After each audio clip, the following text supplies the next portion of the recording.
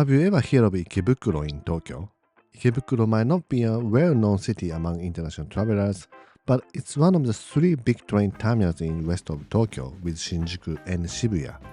Ikebukuro is like a gate to Tokyo and several JR lines and private railways coming from northern suburbs, and 3 Tokyo Metro subways lines bring passengers to other parts of Tokyo.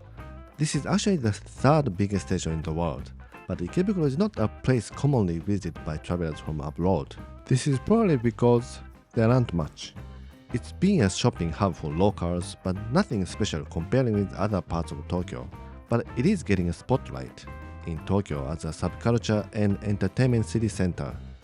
So today, let's try to discover or squeeze out the charm of Ikebukuro. It might be a good place to visit, especially for travelers coming here after the second time. The characteristic of Ikebukuro is 2 private railways, Tobu Tojo Line and Seibu Ikebukuro Line, are binding JR tracks. And I cannot skip talking about the large department stores Tobu and Seibu located on the both sides of the terminal. So it's a common mistake if you understand Chinese character, but Tobu, which is written east, is on the west exit. Seibu written west is on east exit.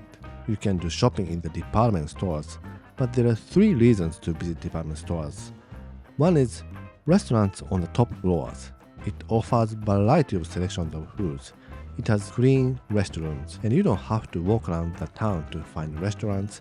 You can use credit card for sure. So unless you have a specific restaurant you like to eat in the town, it's a good place to look around the restaurant too. Second reason to go to the department stores are rooftop gardens. This one, Seibu, is the winner. It has a nice garden that you can relax, and as you get coffee or some snacks, you can enjoy the rooftop air just like the park. Top one is old-fashioned rooftop. In the summer, beer garden opens. I personally like this one too. The third reason to go is the underground food shops, called depachika in Japanese. You can pick sushi, dairy foods, and sweets and bring back to your hotel to eat. Both department stores has a big selection of underground food mall. The major attraction of Ikebukuro is on the east side of the station, between the station and a tall building called Sunshine City. The areas in the east exit area started to know as one of the 3 subculture and entertainment center of Tokyo, with Akihabara and Nakano. There is one of the largest anime stores in the world, Animate, recently opened. Some people say Ikebukuro is a real otaku culture center, and older than Akihabara, as Akihabara was a more electronic town before. The characteristic of Ikebukuro is it's more for subculture goods and anime for female customers. We're not very good at explaining about it, but it can be stories that appeals to female readers. The place you can see more of those stores for female customers are Otome Road. Along with the one side of the street, you may see many shops of subculture for female fans. There are also lots of entertainment places with gashapon and crane games on arcade games. One place is called Gigo. In this main store of the Gigo, you can see lots of crane games and do some arcade game.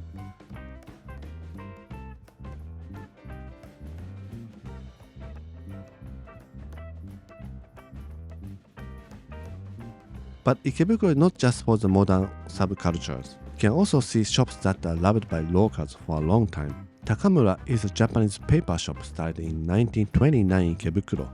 It has many paper craft goods that are perfect for your souvenirs. I got the origami made with a washi, which is a Japanese paper. It is said that Japanese paper long sometimes 1,000 years depending on the quality, because it's made very strong with different plants. Ikebukuro is also known for ramen district, with lots of ramen shops, and one symbol of store is Taishoken, opened in 1961. The store moved and the owner changed, and it seems lots of pro and con things are reviewed by ramen enthusiasts. The store is well known for tsukemen, and the taste is very light and has a huge volume. It might not for everyone actually, but in many meanings it's a famous store, so you can try it if you like to explore the world of tsukemen. When you are tired of the busy street, let's take a rest at Takase, a bakery running business for more than 100 years in Ikebukuro. On the first floor, you can pick bread or cake and eat at the second floor, feeling the air of Ikebukuro. My favorite is this bread called cassino with lots of sugar and fruit in it. So this is the bread I got at Takase. This sugar coating outside is really good. Sunshine City is a symbol of Ikebukuro. For a long time, until they built Tokyo Government Building in Shinjuku, Sunshine City was the tallest building in Japan. It's not the most popular observatory in Tokyo, but Sunshine City's observatory is reasonable with 700 yen on weekdays, and since Ikebukuro is located in the north edge of Tokyo city center, you can see all over Tokyo at one glance. It's recently renewed, and you can enjoy the view of the Tokyo in interesting chairs and spaces. My favorite is the old-fashioned garden around the building. It was nicely decorated with the little miniature houses. But most probably now this Sunshine City is known as the entertainment and shopping hub.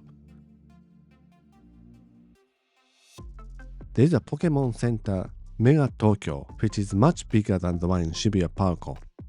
On the World Import Mart connected to Sunshine City, there is a Gashapon Center, which is biggest in the world, and there is a 3,000 Gashapon machines.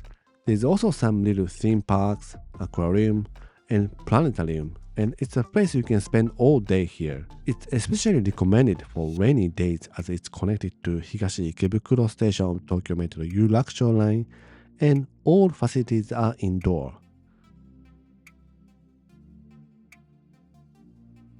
Now let's see the west exit of Ikebukuro station. The west exit is a little more quiet side, but it has two interesting faces. One is a town with university, park and theaters that lead to the quiet residential area. At the park by the west exit, you can sometimes see the free concert. And another one is a busy red light district that are also becoming like a Chinatown recently, with many authentic Chinese shops.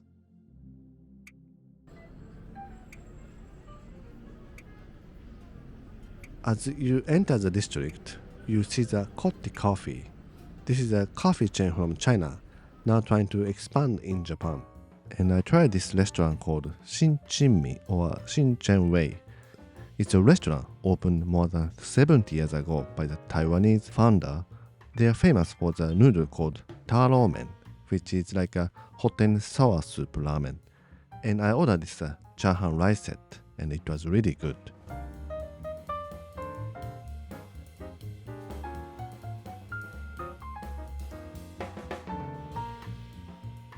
Now let's see the surrounding area of Ikebukuro. If you keep going to the west, there is a famous photo spot on SNS. It's in front of Shinamachi Station, just one station by Seibu Ikebukuro line from Ikebukuro. This place went somehow viral, especially in the evening scenery. If you take train one more, there is also a town, Higashi Nagasaki, where you find anime towns, where it is said Japanese animation history started. If you go to the southeast side of Ikebukuro, it continues to Zoshigaya Station. You see old temple of Kishibojin, and you see interesting steep continues to Shinjuku. That shows Ikebukuro is in highland. If you go a little more, you see Gokokuji Temple. This is one of the most attractive temple building in Tokyo that was built in 1697. Gokokuji didn't get damaged by great earthquake and air raids on World War II, so it's rare to see this historical building in Tokyo. I hope you enjoyed Ikebukuro. It might not be a place to come to visit for the first time visitors staying in Tokyo for a short time period, but it's a fun place to look around. Have a great trip to Tokyo. Have a great week until the next video.